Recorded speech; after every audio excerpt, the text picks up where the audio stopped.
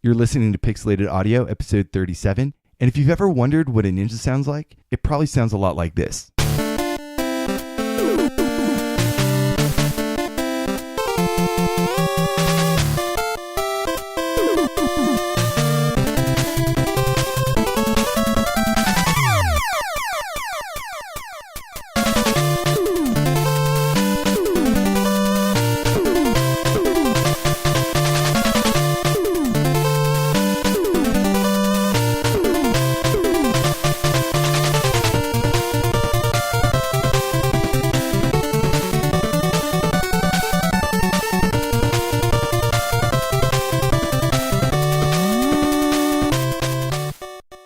Welcome back to another episode of Pixelated Audio, a video game music and retro gaming podcast. I'm James, and of course, Brian's here too. How's it going, guys? Today we've got a great title to showcase from the NES that goes by several different names, but for us here in the States, it's known as Shadow of the Ninja. And the music is really some of the best the NES has to offer, and we think it's going to blow your mind. If that opening track hasn't already. Oh yeah, no kidding. That was the opening theme of the game, composed by Mizutani.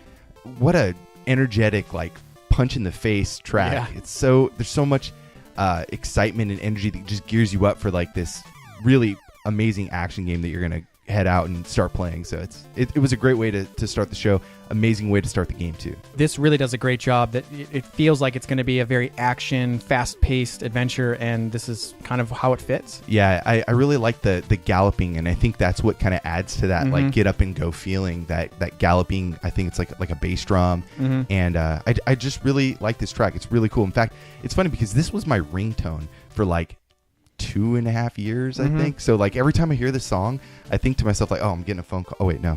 Yeah.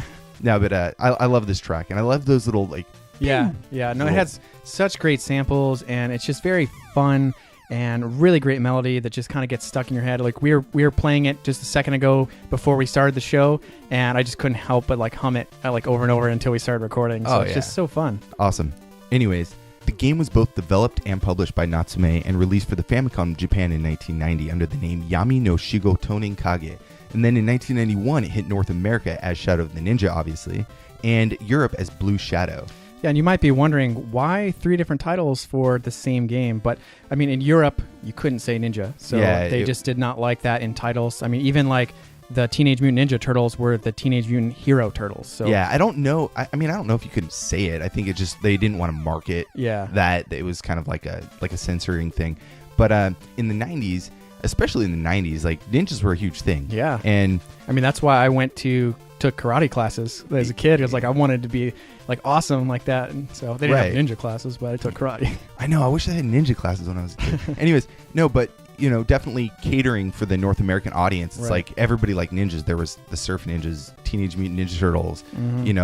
You could go on and on about every ninja show or cartoon or game that was out. So they really wanted to hit that market. But Natsume is an interesting company, and if you're a product of the 80s or 90s, you're probably familiar with some of the stuff they've done since they've released titles on nearly every platform from the NES moving forward. Yeah, they started off in the late 80s with their first title called Abadox, which was basically an R-Type clone for the NES in 1989, but they've done a handful of other titles for just about everything, including Power Blade 1 and 2 and Shatterhand on the NES, Wild Guns and the Pocky and Rocky games for the SNES, but without a doubt, they're most famous for the River King series, Rune Factory, and Harvest Moon games. I always remember that big white title splash screen come up when the game started up. I played a lot of Harvest Moon as a kid, so I remember that big white screen with blue Natsume.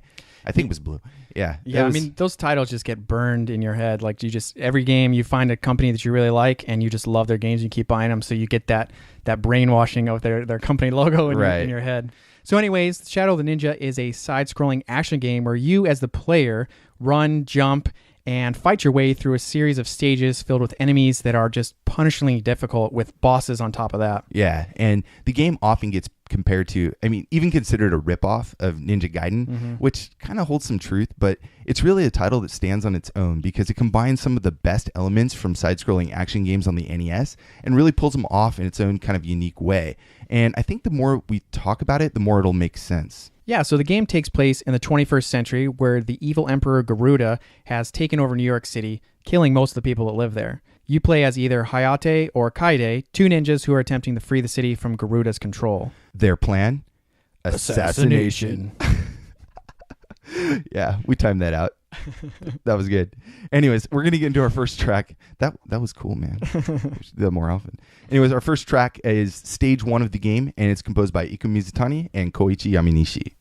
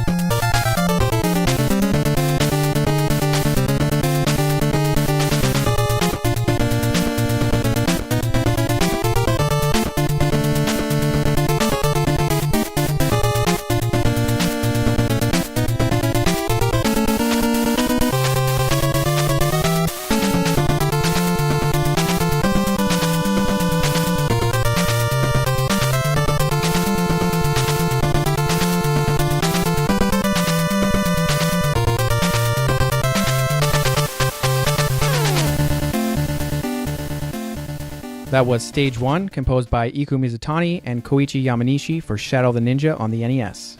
If you're getting like a lot of like Contra and Mega Man and Ninja Gaiden kind of all mixed together, you're not alone. I feel that way. Like even Turtles in Time a little bit. There's little kind of subtleties in there that kind of hint at that track for me. But I love this music. I love this track. I think it's so good. The galloping again, I think really gets me, and then the snare. It's like a sustained snare. So like in the beginning there, it's like psh, it just sounds like this white noise, and I think that's actually really cool. I like how he did it. It's a nice little touch. Yeah, no, I mean this is another track where the tempo is just off the charts. It's just so fast paced, and you know, like it's just I love like the echo-ish sound to everything, and just all of it together is just you know, my mind is blown. I don't really know what to say. Yeah, it kind of has like a mysterious vibe. It's kind of like a darker, I guess, scales and power chords that he's doing. It's still a little heroic, but yeah, like it definitely has not like a happy heroic sound. Yeah, but he wastes no time, you know, getting right into this really progressive action sound. Yeah, from the very first frame that the game starts on, it's just boom, like let's go. Yeah, and like we're going to be talking about later, the game, it has quite a difficulty curve to it, so having this really intense music definitely keeps you pumped and pushes you moving forward. This is from stage 1 though.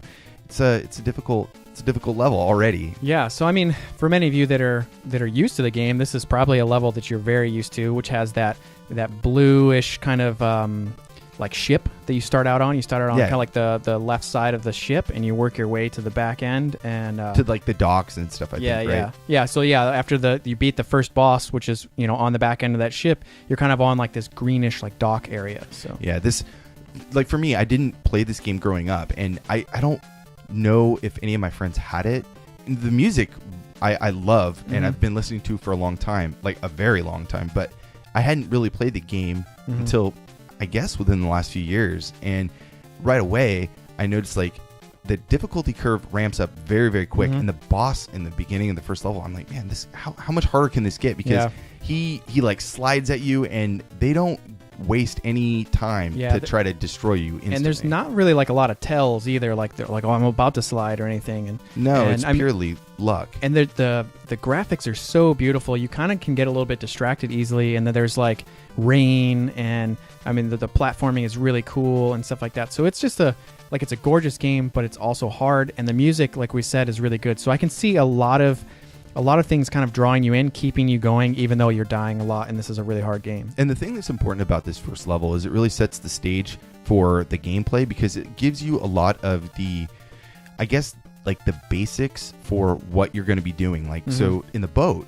there's areas to kind of like shimmy your way up, like jump and grab and bring yourself up to different levels and kind of moving around. It really gives you a good sense of space. You have a lot, you're not very confined, so you can kind of work and learn like the controls and different attack systems and stuff a little bit easier than if they were to just throw you into some of the more confined areas. Oh yeah, they definitely had the beginning of this game planned out very well to kind of teach you the jumping and all the controls that you're going to need to kind of keep building throughout the game. Yeah, but the soundtrack is fantastic.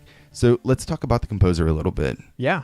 So Ika Mizutani is a Japanese game composer from Toyonakashi, Osaka, who worked at Natsume not only as his chief sound director for the company, but he was also the main composer and audio programmer.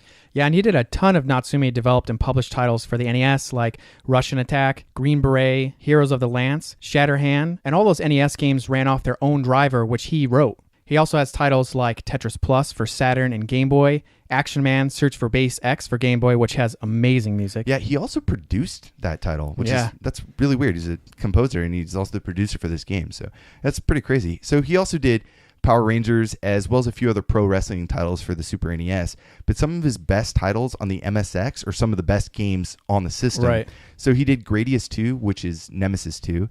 He did Shalom, which we talked about in episode 30. Right, the Nightmare episode. And then he also did Snatcher, which has amazing music, and Metal Gear. And a lot of the music in that game he did, including the theme of Terra. So that doo-doo-dun-dun. Yeah, hold on, let me play this.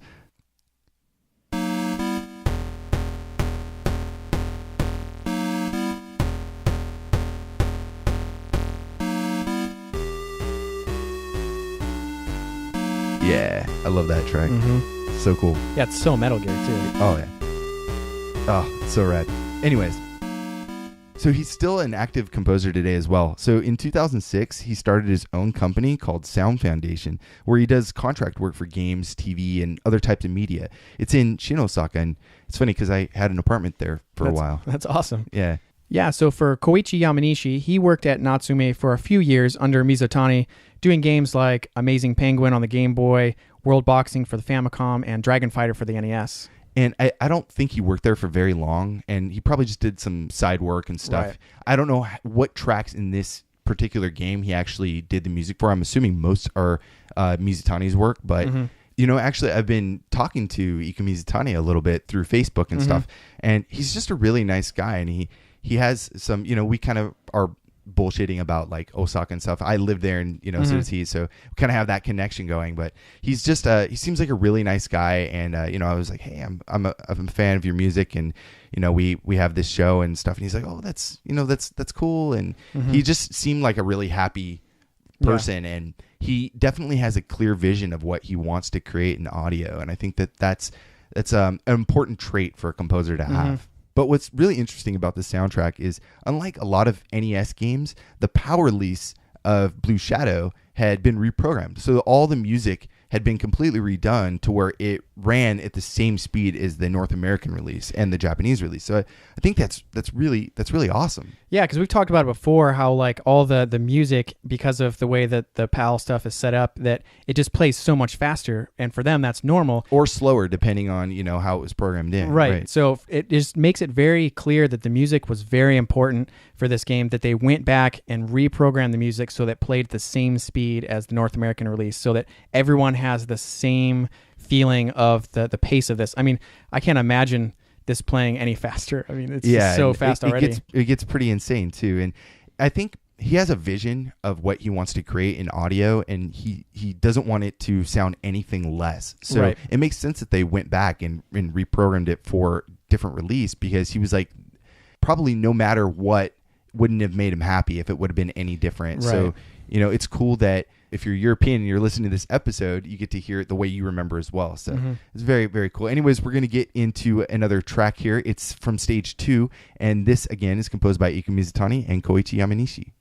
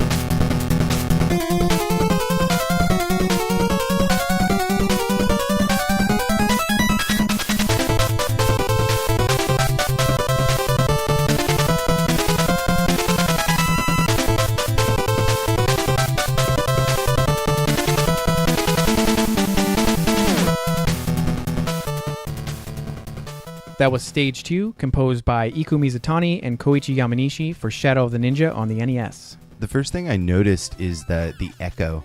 It has this really subtle, like, afterthought of melody, and I thought that was really unique touch to this specific track. I like that. Yeah, for this one, I can really see the Mega Man Turtles influence that you had mentioned earlier. One of the cool things I thought about this track that I really liked was that kind of like back and forth between the high notes and the bassy kind of notes. Yeah. And then what it gave to me was this feeling of like a battle. Like the high notes are like the good guys, the lower notes are the bad guys, and then there's this part where the high notes kind of win out and they keep going up and they loop the high notes, and to me that just made it feel like, oh, like the good guys are going to win. Like, so it's just very heroic, and I think it kind of lent itself to this like, I'm going to do this type thing. So, and to build on that, I think that there's this part that leads up, like the melody kind of gradually gains and it falls back down. It's really discordant. It's like almost dissonant sounds, and it kind of falls back, and then it builds itself up, but it's more clear this time. And if you notice that, it makes it seem like you're struggling to get to this next section. You're really working hard. There's all these enemies all over the place, and it's urging you to keep pushing forward to get to your destination. I think that was just a wild track. Yeah, I mean, that really fits with that second level quite a bit. Like in this one, you're in like a sewer area, and there's like the platform that you're on, and then there's like a water, and then there's like ninjas that are swimming in the water, and they pop up, and it's like they're just popping up out of nowhere, and it gets very difficult to get anywhere without taking too much damage. It's very hectic, and I wanted to bring up, it's really a neat little touch, because as they're floating in the water, they have like this little straw sticking like a little out tube. You could see that they're breathing. I mean, they're very clear. It's not like they're hidden in the water. You can clearly see them there. But to the sprite character, a lot of what they would see is just that little reed sticking out of the water. So it's kind of like, oh, that's nothing. And then boom, a ninja pops out. But for us, it's like, oh man, when's he gonna jump out? Because they'll swim past you and then they'll jump out, or sometimes they'll jump out right before you. So it's kind of like it makes you feel a little anxious, because when they jump out, that they can give you damage on the way up and on the way back down, and then they're there to fight then. So. Exactly, and that's like the first few steps you take in the game. They're already there, and so it doesn't hesitate to put you right in the action again, right after beating that first level boss. Yeah. I thought this was a wild track, and this level is nuts. The end, that last, or the boss battle for this. Oh man, so rough. It's a tank. Yeah, it's like a massive tank that's like, I don't know, like 15 times your size. Yeah. I mean, it's huge. They're designing this game, and they're thinking like, what can we have as a good boss for like a ninja game?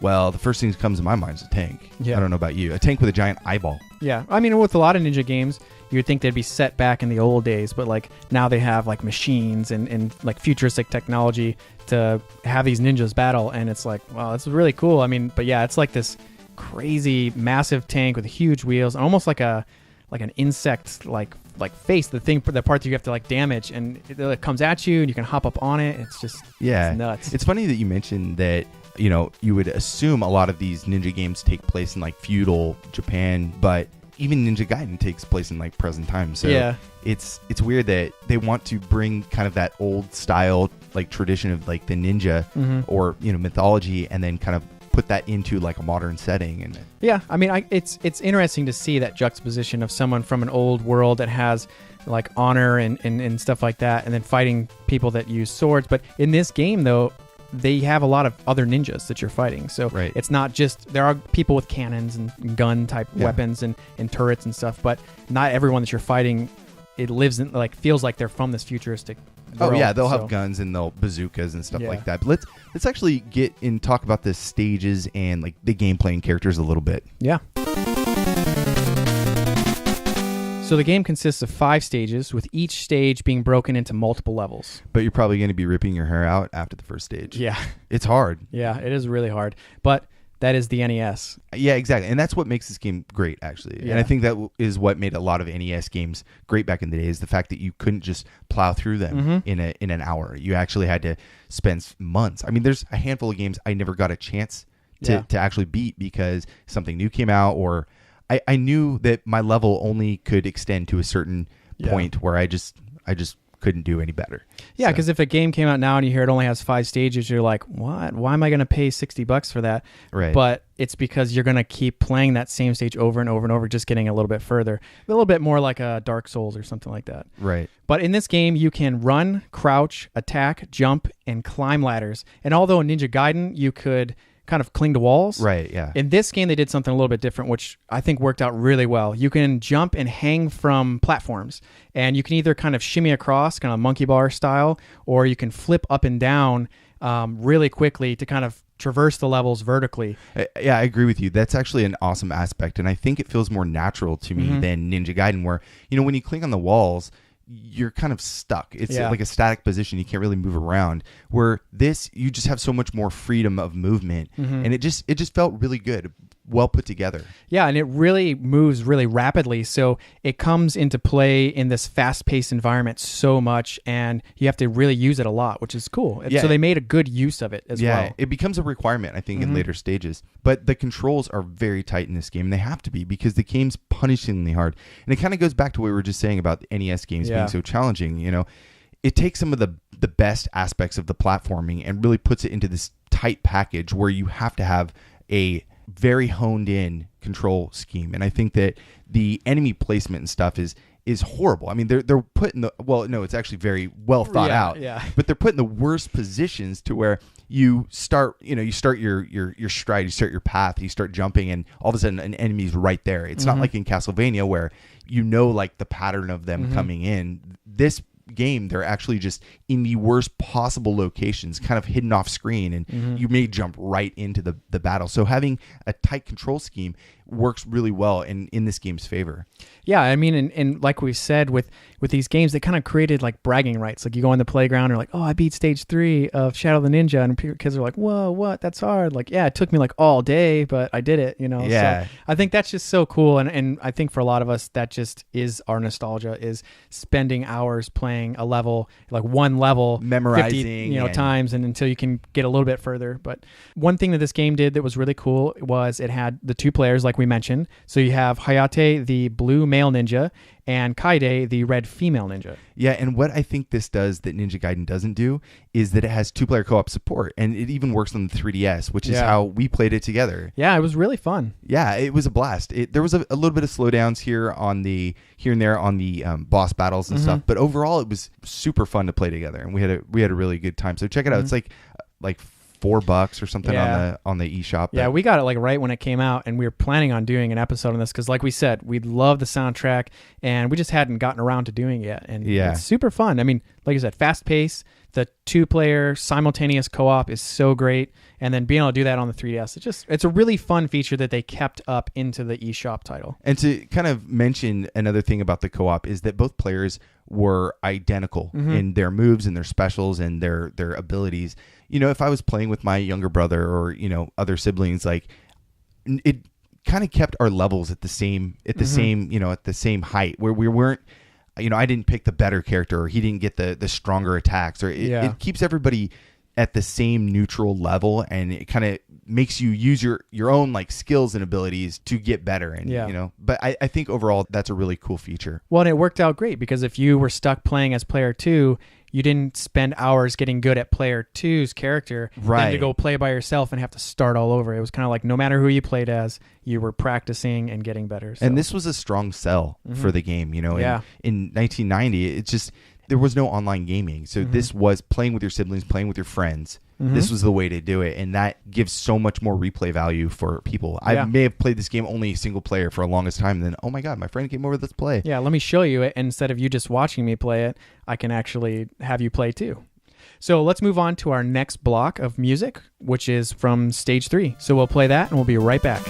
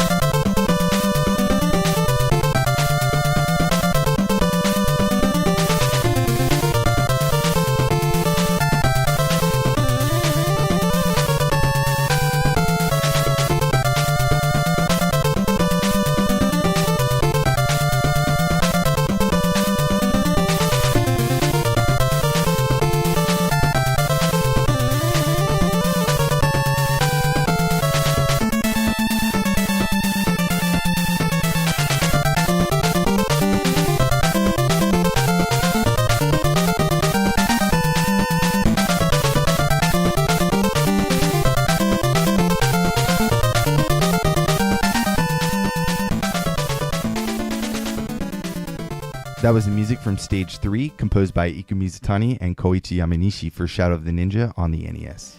Wow, another track that right from the first note is just boom, in your face, fast-paced going. There's no slowdowns. Like, yeah, it sounds like maybe in the melody there's a little bit of slowdowns, but if you listen to the background and the rhythm section and the percussion, there is no slowdown. It just keeps that same driving force all the way through.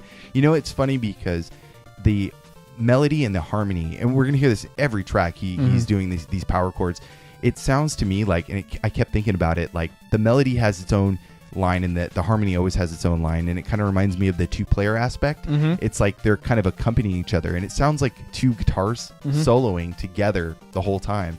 And I think that that is a very powerful sound in these NES tracks, because the samples are, or the waveform is so, they're square waves and they're just so uniform massed together that it creates this really cool, powerful feeling. I like that. Yeah. And for me, this track, I don't know if it's just my like love for NES sounding music or this level, but it feels much more like kind of happy, energetic instead of so like hardcore. But I mean, like I said, it could just totally be me with like NES goggles on, like, but it's very fun, super fast paced. It feels a little less complex at first than some of the other ones. It's yeah, not, no, I know what you it's mean. not quite as so many notes all over the place, but there's this part where like the scales kick in and I was like, oh my God, like, wow, that was so awesome. And then it goes back to kind of a little bit less intense. And I just thought that was so cool. Yeah, you mentioned something like Castlevania earlier. Yeah, there's like a part that as soon as I heard it, I was like, whoa, that's very like Castlevania-like. Yeah, that do-do-do-do, do-do-do-do, do-do-do-do. Yeah, no, I know what you mean. That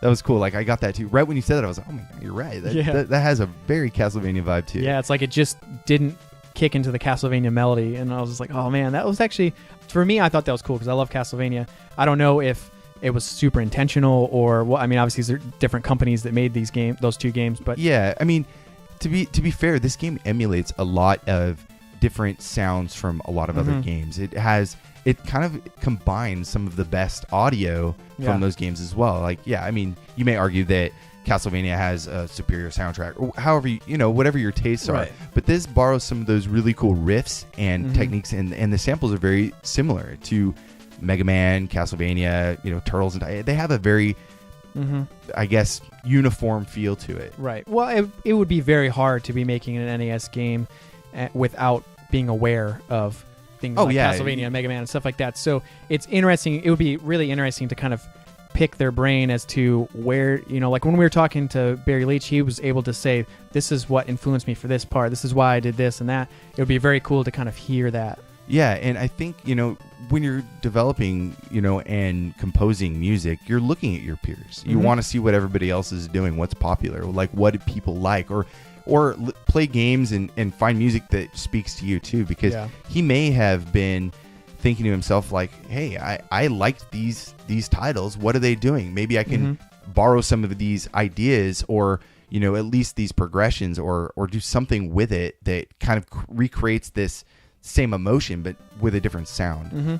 This level is actually pretty cool too. This is on the rooftops, right? Yeah, it's kind of like these it gave me almost like a construction type feel to it as well. But oh man, when I saw that boss like that, I was actually scared. Like that samurai boss. Yeah, he is really crazy looking. Like, I mean, he's in more like a traditional samurai outfit, but that like demon mask, and then the way that he holds his sword, he's just ready to go. I was like, oh my God, like I don't want to get close to this guy. Yeah, it's weird because you like slash at him and his body like breaks apart and like falls off the screen. It's like he's just assembled pieces and there's nobody really inside it, which is really creepy. This boss to me was actually one of the easier bosses though. Oh yeah. I felt like he was very predictable, as where the other ones had random kind of things you couldn't avoid. And if you kind of manipulate him, you can kind of stun lock him and then just blast his pieces off to the side and just keep kind of going at it. But but he's still very creepy. It's cool to see the platform with like the city kind of scape in the background. Yeah, like on the rooftop, right, like in the middle of the city. I like that view right there too. I thought that was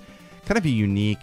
I mean, okay, fighting on a rooftop, I guess it's not that unique, but it looked cool because on the way up, that's when you're kind of going through the rafters and like the building, and this level is pretty insane too. There's a lot of platforming elements that make it really fun. There's a lot of ladders and different enemies. Like there's this one enemy that it's like an android that sits there with a like a bazooka that just shoots at you.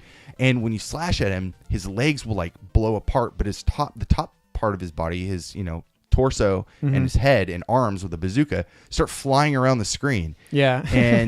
and they take several hits. And so it's not like a Bionic Commando or a Castlevania where it's like a one-shot kill. Well, I guess Castlevania is a little bit more. Yeah, some of them have a couple hits, but this game is like you have to do like 6 hits to him sometimes. Yeah, I mean, right off the bat in the first level, like the first couple guys are not just one-hit kills, so you kind of realize pretty early on that you can't just run and slash and be ready to slash. You got to kind of either time it out. Yeah, like you got to hit them a couple times. And I mean, and one thing about this game too is just the color palette and the graphics are just so good. Like we had said on the rooftop, there's the fight. And the separation of the background and foreground is so good. And even in the platforming levels, like there's been games where you kind of are not quite sure what is in the foreground that you're on and what's in the background. But the way that they divided up the colors, they did a really good job. Yeah, they really like put a spotlight on the action scene. And they kind of left everything else to kind of stay in your view, but not obstruct anything else. And they did that with like a lot of the... Like in this level, a lot of the platforms that you're on are a green color. Right. So it comes across as a very limited color palette.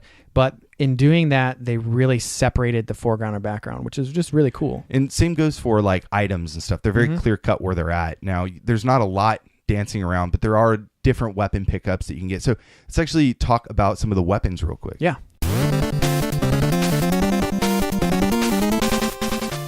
So the default weapon is the katana, but it can be swapped out for the kusarigama, which is like a blade on a chain. And when doing the research for this episode, I really wanted to look into this weapon because we see it in a lot of video games, but I really wanted to take a look at a real one. And man, it is so scary. Like I definitely would not want to fight someone that had this weapon.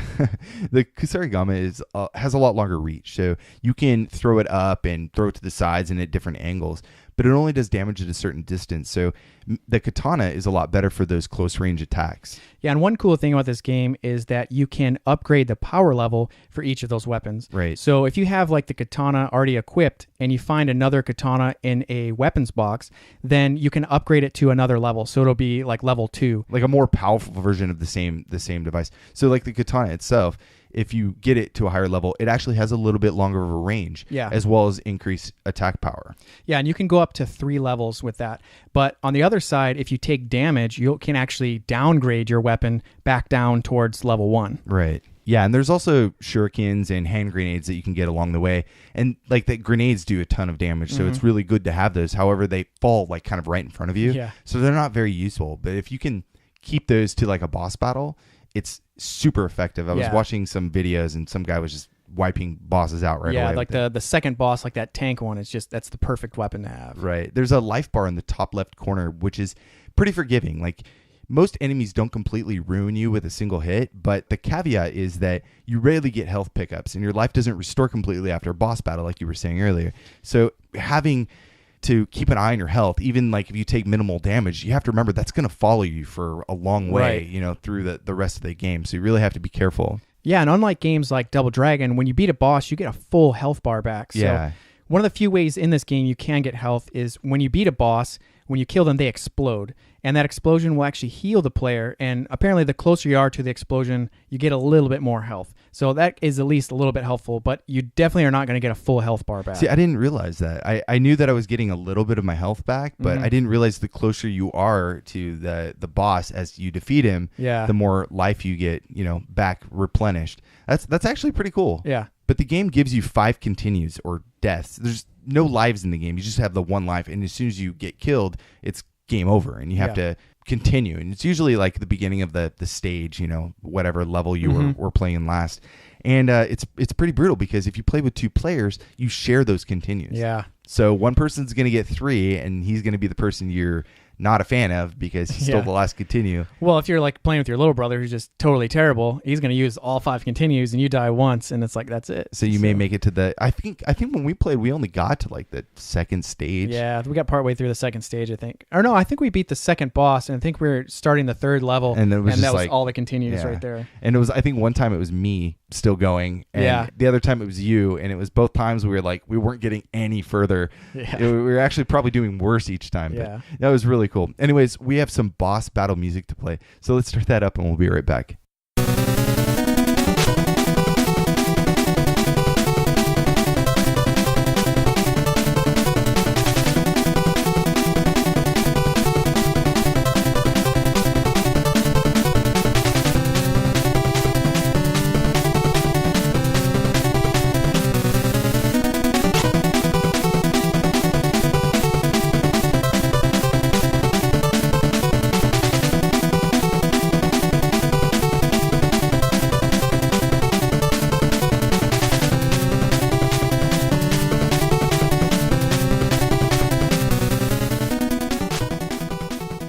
You just heard Stage Boss Battle for Shadow the Ninja on the NES.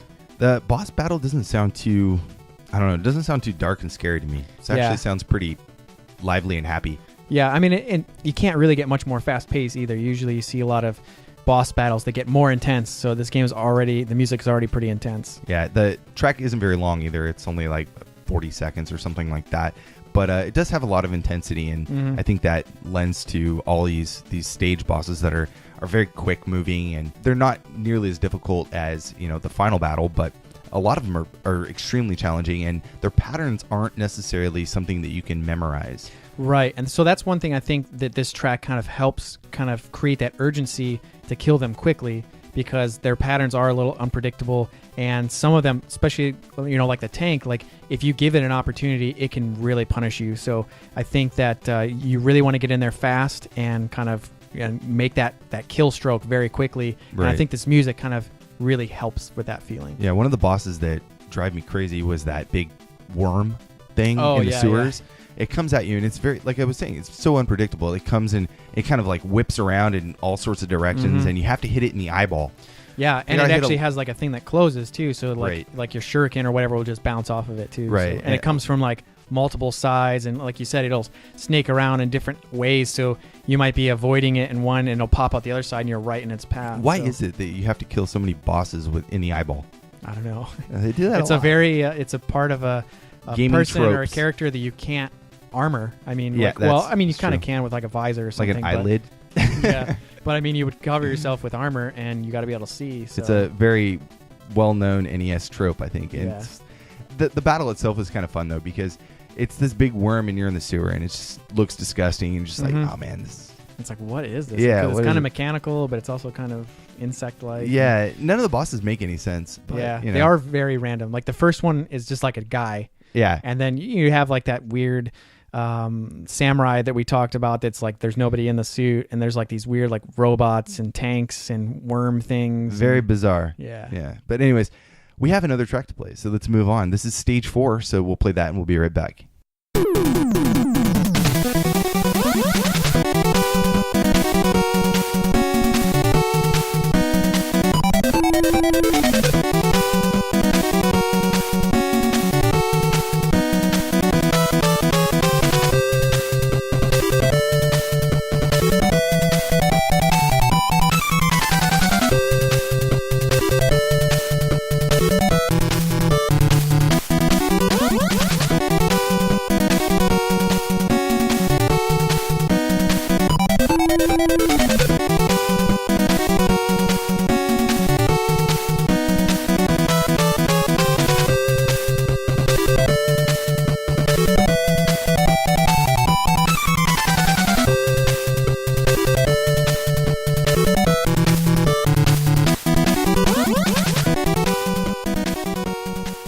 That was stage 4 for Shadow the Ninja on the NES. I'm going to go out on a limb here and say that was composed by Kouichi Yamanishi. It doesn't sound like Ika Mizutani to me. It sounds a little bit different. Now, it does sound like he may have been like, I think you should add these upbeat scales in there. Like little touches here and there, but it doesn't sound like his track. It does sound like a departure to me. I could see that. It did have that kind of galloping beat in the background, but it did have a lot more scales, and it was a little bit more all over the place, which I thought was kind of cool. It was a very interesting track, but there's like that whatever that noise was. It starts out right in the very beginning. There's a couple notes, and then that noise, and I was like, oh, it almost felt like, nope, they didn't start out properly, and then let's start again. And then they throw that in a few times throughout the level, which I thought was pretty cool. It was a neat sample, but yeah, that definitely made it feel a little bit different. Right. I love this level too. This is the sky enemy base.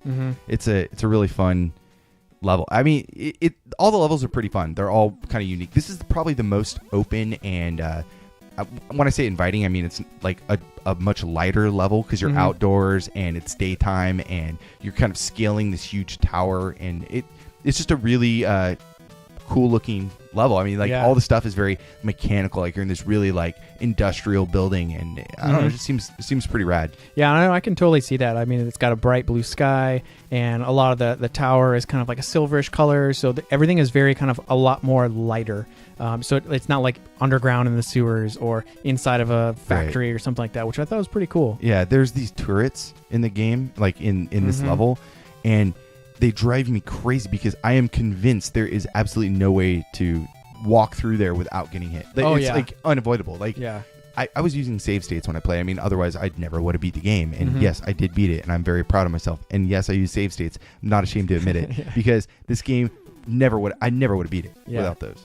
Never would have in a million years been able to clear this. Well, maybe if I really like hone my, I'm just not going to do that. Yeah, if you don't play anything else for the next year or two. Yeah, but I swear those turrets are unavoidable. There's no way to get across them without taking damage. So I knew going in, I was like, okay, I'm going to take damage. I have to have my life bar has to be at the top to get through this and still have enough for the battle at the end. And the boss battle of this level is also really, really weird. Interesting guy. It's a guy that you start fighting, and really quickly you beat him, and he transforms into like a bird swoops down. He like transforms into a bird. Yeah, it was really weird because isn't he even wearing kind of more like plain clothes? Yeah, like, just street clothes, modern day street clothes. Yeah, and then he like turns into this giant bird man. Like, and I was like, whoa! Like once again, it's another boss that's totally off the wall.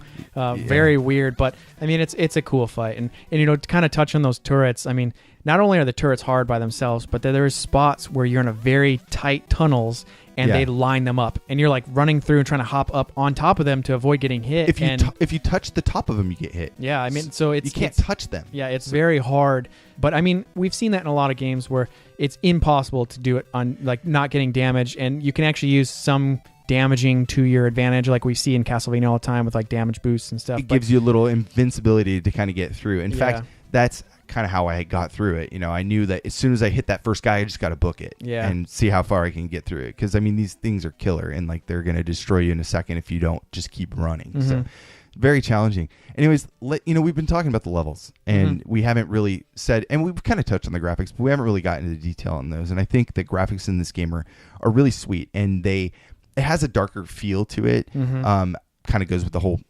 Shadow of the Ninja kind of thing. They're really describing the dark color palette. And I think that the graphics are exactly what you expect from like a forgotten Sunsoft game or something. Yeah, I mean, they really were pushing the graphic capability of this game, and it's just so beautiful.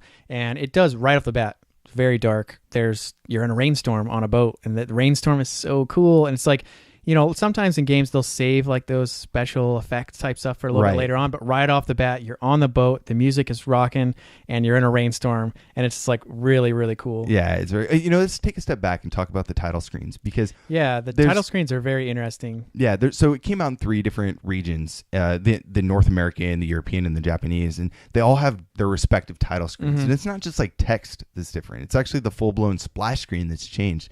So in North America, we have Shadow of the Ninja. It's like written in red, these big red letterings, just Shadow, and then of the really tiny, and then Ninja, and it's in red, just kind of printed out on the screen, and it has this kind of, I don't know, I hate to say like Asian looking. Yeah, it kind of has like this slash feel to the fonts, and there's almost like the J almost has like a little bit of a devil's tail to it, but yeah, it's very much like a lot of NES games. It's just a black background with the title, and so we have a red title with white text. And then so in Japan, their logo is actually really cool. I think it's probably the coolest, where it's KAGE, KAGE, and then each part of the letters has a different part where it's like a blade. Right. So like the K, it's going off to the left, the A is going up, the G is down, and the E. So if you were to mash all the letters together and overlap them, it would form like a shuriken with like a slash behind it. I was like, wow, that's actually really cool. They should have just left the game like KAGE or something and just made it across everything. Because if you look at the European title screen, it is the crappiest title screen out of all of them, and it's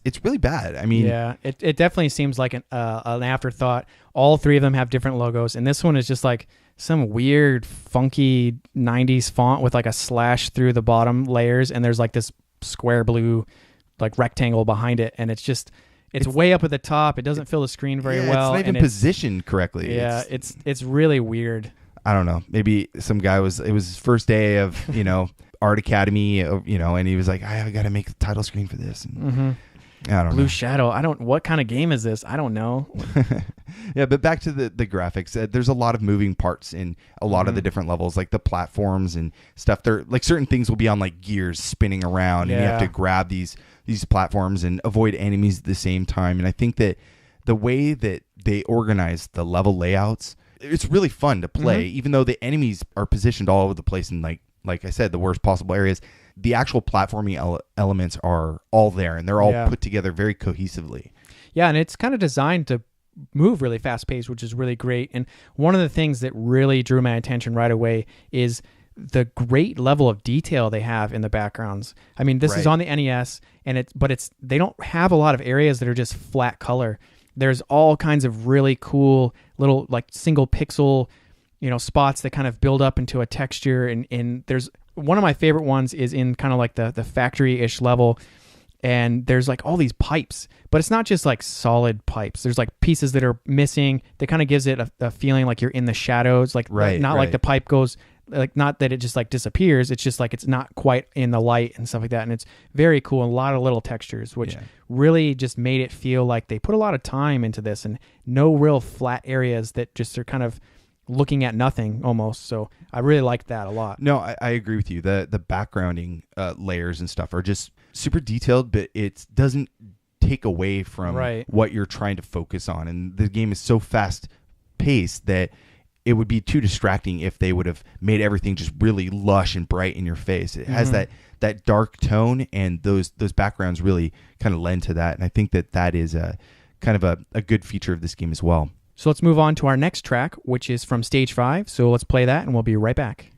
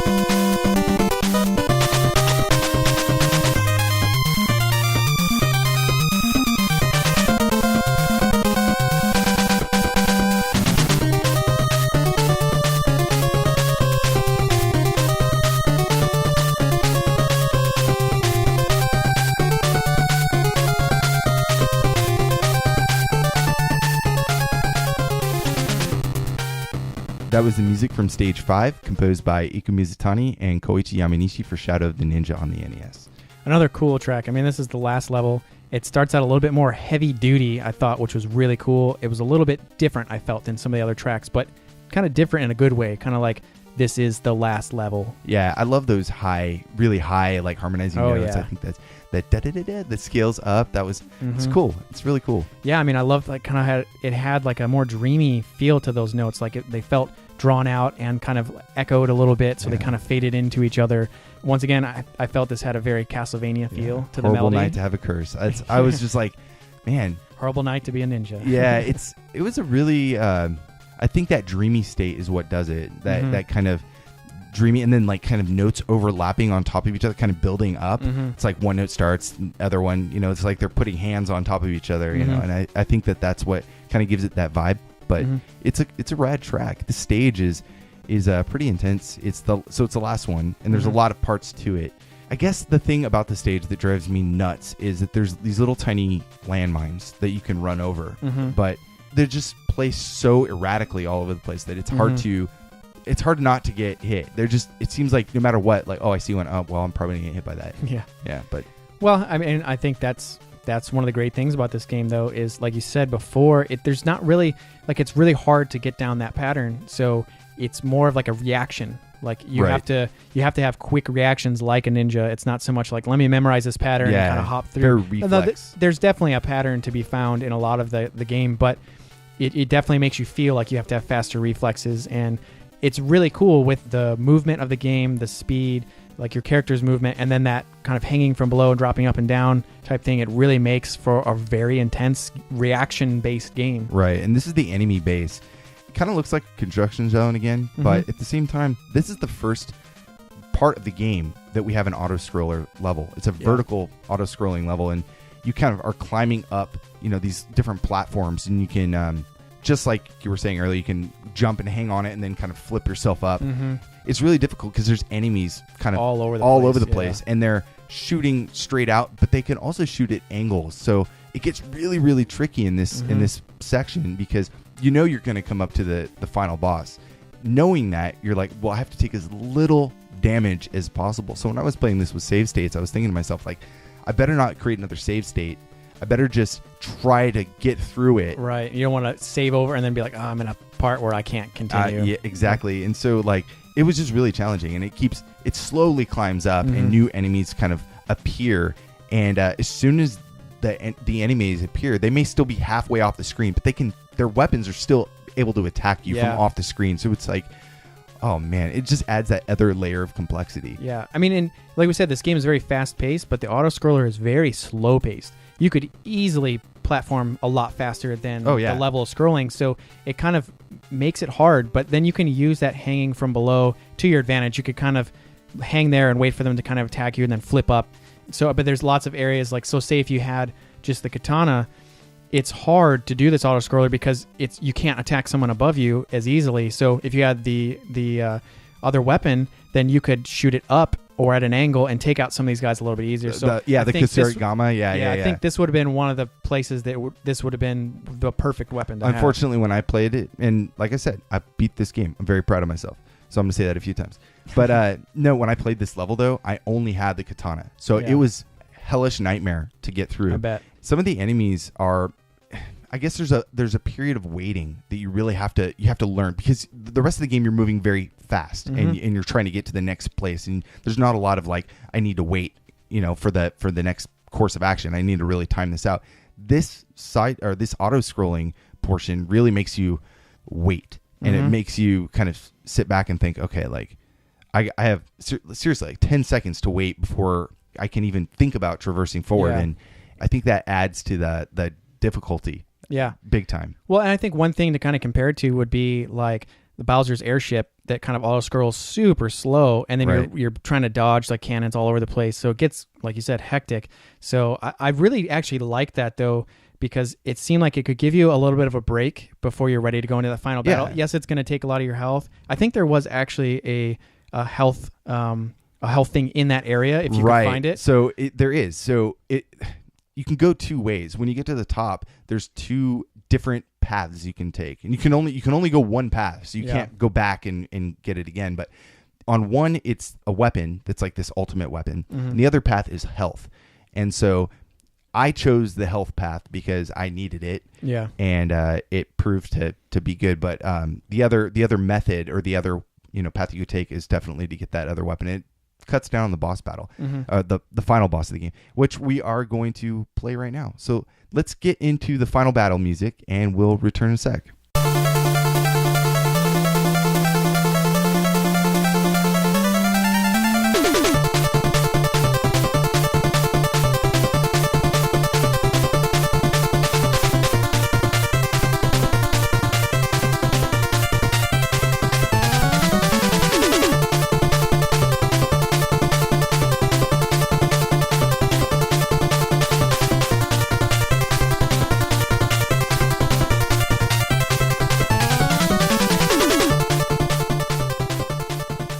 That was the final battle music for Shadow of the Ninja on the NES. The beginning doesn't have so much of that running bass line that the other tracks do. It has this very, I don't know, like almost like twinkling kind of like high energy, but like magical feeling to it. This is a really weird fight too. So yeah, I mean, for me, I think this track has that drama that you were missing from the other boss battles. Like, it has a little bit more of that like dramatic intensity feel that the other boss battle the music kind of felt a little bit more happy and kind of energetic and fun, but this one feels a little bit more menacing. Yeah, it has a very desperate feel to it to me. It's keeps going. It's a short track, but it keeps moving forward and forward, and it doesn't. Some of these tracks kind of depart and they go into a different section. This doesn't do that. This just keeps that intensity the whole way through. And like I said, it's not very long, but you may be fighting this boss for quite a while. So let's talk about this boss a little bit, because he is a total pain in the ass. He starts out and he's like this professor, and he's has this cape and short little fat guy. And you're actually taller than him. And then all of a sudden, I think it's like lightning hits him or something like that, and this energy, and he glows and he turns into this big dragon nightmare samurai something. He gets much taller, and he definitely looks armored. He's kind of still green. He looks very dangerous, which is really cool. It's really neat to see that transformation. We saw transformations for other characters, but so it's not out of the blue. It's not like totally, like we've never seen it before, but it's like, whoa, like this is this short little fat guy. I'm totally gonna wipe this guy out, and it's like, wait a minute, no, wait a minute, much harder. And this boss battle, this final boss, he takes a lot of damage. Like, you have to hit him like multiple. And it's really weird because he has a health bar. All the bosses have health bars. You start attacking this guy, and you just attack him over. I swear, for like 2 minutes, his health does not move. Right. And you're hitting him the same way. And you get to a point where I think he flashes red, and that's when it finally starts dropping down. But you have to put so much damage into this guy before he gets to that point. That's ridiculous. However, in all honesty, this wasn't too bad of a fight. Like, I didn't feel like it was. His patterns were very, very predictable. Like, so what he does is he'll charge at you. He'll like slash at you with like a katana. And so you get up kind of close to him, and you run back, and he'll slash at you with a katana. And he slashes at where you were like a second ago. So it's not like he can ever reach you if you figure that out. He could just jump away from him. And then after the slash, then he'll jump in the air and shoot fire down. And then all you have to do is run to the other side of the screen. And then he'll shoot some power energy shot at you, and you just jump over that, and then you can hit him a few times. So using this strategy, it may take a little bit longer because you can't hit him as many times. But if you just keep doing it over and over, you ended up getting to where it's pretty easy to take him out. Yeah, I mean, I think the thing that's really difficult about this guy is at first you feel like, am I not doing this right? Like, why is his health not going down? And it's almost like he just has like a bit of invincibility you have to wear down, and then he starts taking damage. So I could see once you get there, I mean, you've gotten this far, you have health, hopefully you have enough, but you feel like a panic because it's like, I've spent all this time and I've gotten to the final boss. For some reason, he's not taking damage, which I could see that being kind of a really cool feature to kind of throw you into like this panic. And then this music is, like you said, is very much more desperate sounding. So it kind of adds to that, which I could just see just like freaking people out. I mean, I didn't get this far. So, I mean, I didn't have a lot of time. I didn't spend as much time as I probably could have, but I didn't get this far. So I'm not really that great at these type of games anyway, so I'm not sure if I could have gotten this far. But for you, 5 hours would have been suffice, I think. But it didn't take me that very long to beat this game. I think it maybe took me an hour and a half, and I'm not that great at these platformers either. But it was really funny because you mentioned the desperate struggle towards the end, and when he blinks red, he actually goes into double time, and he starts moving even quicker. And by then, my health is like, I have like 3 little bars of health left, and he's moving like twice speed. And so I'm like, well, I've been doing this pattern for, however many minutes now. I just got to do it faster. And I can't, I'm like sweating, and I'm like thinking to myself, oh my God, I'm almost there. And I've saved states, but like an idiot, I haven't saved in a long time. Yeah, and you I'm forget. And I'm like, because I thought I had it down, And anyways, he gets more intense, and then you hit that final blow, and it's just like, it's just like your hands go up in the air, and I threw my DS on the ground. I was just like, like domination. It was great. It was a good feeling. But then there's this cool thing that happens afterwards. So you're on these platforms. There's like kind of 2 a little bit higher on the sides and 1 a little lower in the middle. And there's it's flanked in the background by these massive dragon statues.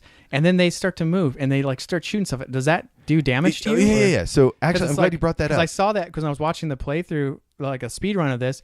I saw that move. I was like, whoa, like after you kill this guy, do you still have to dodge? Like, do you have to take on those things? And I saw it eventually stops, but. So those two statues, they're like way up in the top of the screen, and they look like kind of like gargoyles / dragons / dogs, I guess. And I never got shot by those guys. When I was playing the first time through, there's ladders on the side that you use to get up to that platform. And so I was like, oh, maybe I can use them to go down. So I went down, and then I started getting shot at. But no, the game, it was really rewarding, and you get to watch a little cutscene and stuff afterwards. But altogether, it was a blast to play, and I highly recommend it, especially if you want to beat yourself over the head, for a while. And definitely. So if you have a 3DS, remember it's on the eShop for a couple bucks. Out. The game was received pretty well too. A lot of people loved this game. You know what? Even though me and you didn't play it growing up, there's a ton of people that did. And I'm sure there's a lot of people listening to the show right now, you guys out there that are like, oh my God, this is my favorite game, or this is a game I loved. I played it with my brother all the time, played it with my sister all the time. Even GamePro called it an above-average ninja fare with top-of-the-line graphics, fast-paced gameplays. Yeah, it's cool. It got good reception. Yeah, and one of the cool things that, like we've mentioned about this game, it has a lot of things that it kind of does like other games. It sometimes does it a little bit better.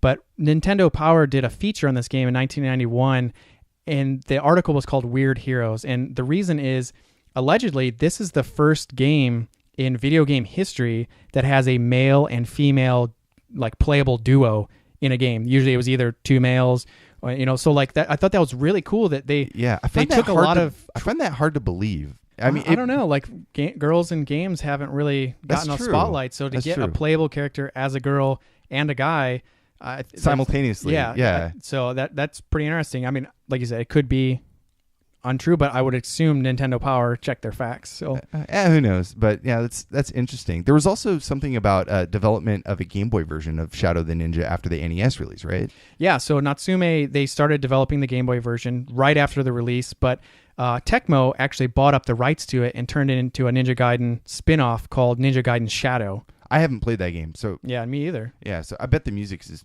phenomenal as well. Yeah. But I mean, it sounds like it'd be a very fun, fast-paced game. Oh yeah, but back to the GamePro and the Nintendo Power stuff too. That GamePro ran a contest in 1981, giving readers 10 copies of a special version with a password feature.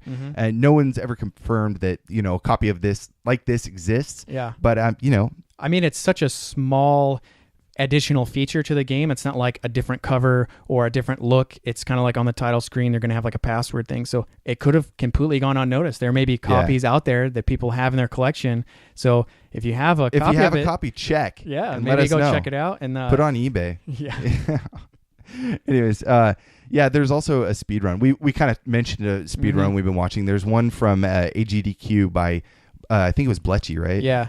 Man, seriously, watch it. It's like 15 minutes, I think? Yeah, like the whole video I think is 15 minutes, and so it shows him kind of set up and get ready, but he beats the game in 11 minutes and 34 seconds, which is insane. No deaths, and I guess the world record is only 11 minutes and 15 seconds. So one, to be able to beat the game with no save states, and then to beat it in just a couple of minutes is just so insane. I was just watching him play. He's like, he doesn't even flinch. He has to move so precise. Everything is very like timed out. We watch a lot of speed runs, like the Summer Games Done Quick and the Awesome Games Done Quick. Those are always way fun. We always dedicate that week to watching it kind of together. You'll be in the office, I'll be in the office. We'll be like, hey, did you see this? Oh, yeah, and I'm like, oh man. I mean, once again, it's a great thing for gamers to help out people and to see the level of skill that some of these people have. I mean, they're beating games that most people would consider impossible, and they're doing it rapidly. Well, see, I thought I beat it quick, and it was like an hour and a half, and so I don't think my score would qualify. You would beat it like 12 times. Anyways, let's get into our final track. This is the ending theme. This is my favorite theme of the game. I listen to this on repeat all the time, so let's check that out, and we'll be right back.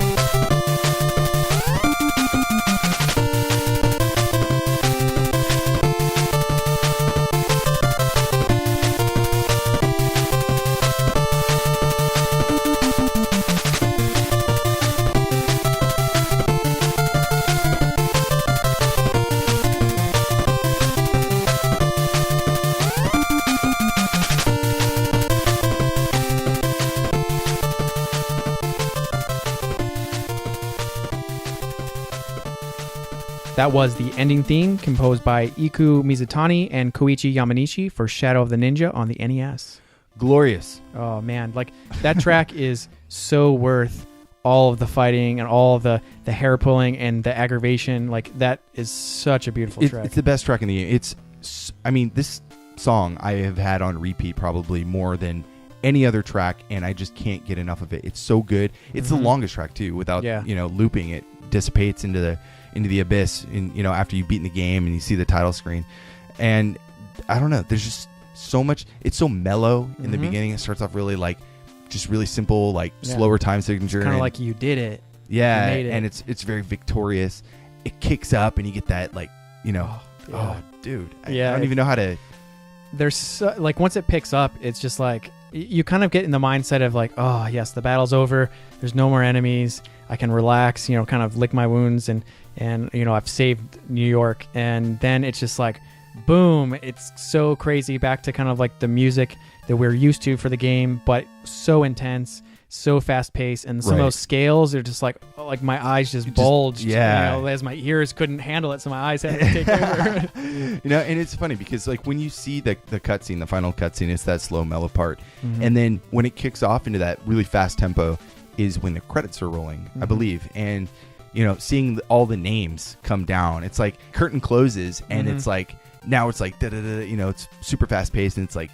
This is like these people are awesome. These are the ones that brought you this experience. So we're gonna be playing it in a very up tempo beat. It was really cool to see Iku Mizutani scrolling up and hearing his stuff. I was like, oh man, it's wicked. Whenever I beat a game, just because you and I love game music so much, that's always a section I look for.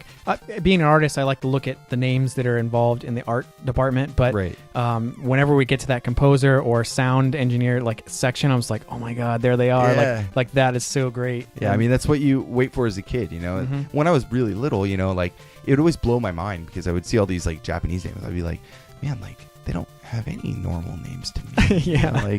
Where's the James and the Brian on here? Yeah. It's all these names I can't even pronounce. But it was really cool as I got older to be like, oh man, this name is tied to this, and these people, even though I couldn't associate with the names, it still made the people feel real. This was made by somebody. It's not just something that magically happened out of air. And I think it's a pretty cool concept for a little kid. Yeah, I mean, in really watching getting to the cutscene, the credits it was so worth it. It felt like it's such a simple thing to see the list of names, but even if you're not going to pay attention to the names, it's like, wow, I made it.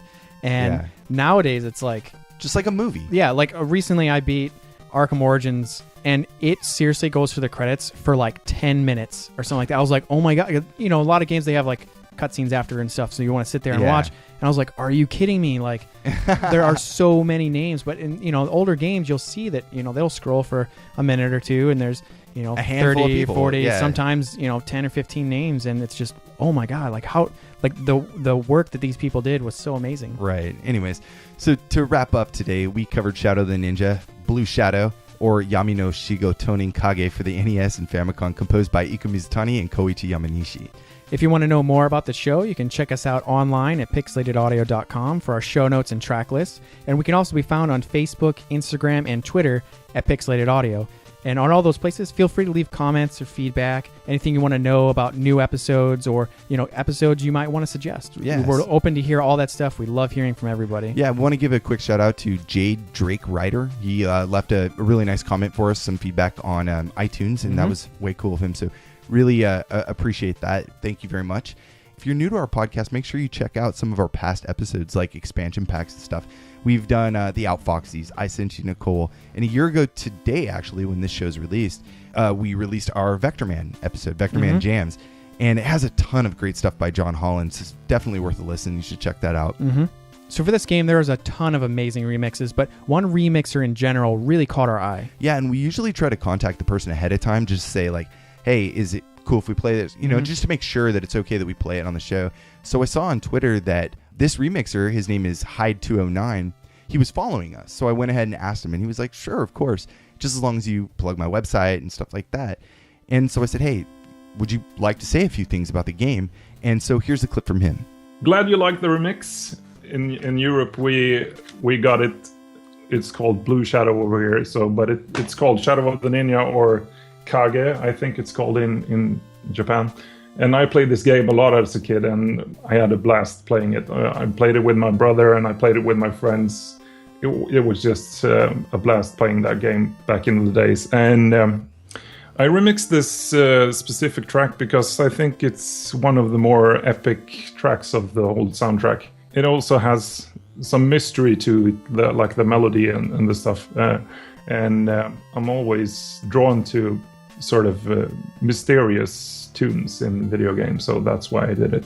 It's really cool that you picked this track, because this is one of my first remixes I put up on YouTube, so it's really, I think it's from 2010 or something. If you want to check out some more of my stuff, other remixes, you can check out me on Bandcamp, or you can check out my channel on YouTube, where I keep most of my stuff. And yeah, thank you guys. I hope you enjoyed the track.